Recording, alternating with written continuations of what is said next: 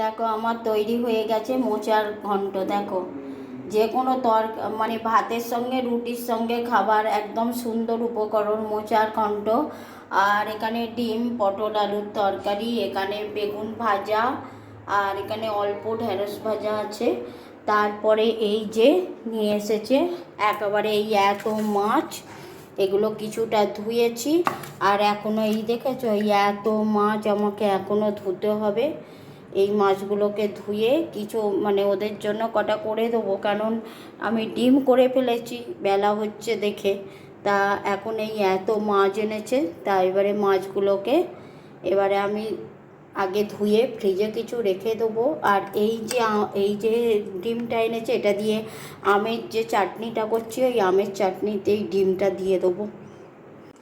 আমার আজকে রান্না শেষ হয়ে গেছে। এবারে খাবারের জন্য নিয়ে যাব পটল আলু ডিম দিয়ে তরকারি, মাছ ভাজা, অনেকগুলো মাছ ভেজেছি, মাছ ভাজা, এখানে তেল লঙ্কা, কারণ মাছ ভাজার সঙ্গে কাসুন্দি দিয়ে কাঁচা পেঁয়াজ দিয়ে মাখানো হবে।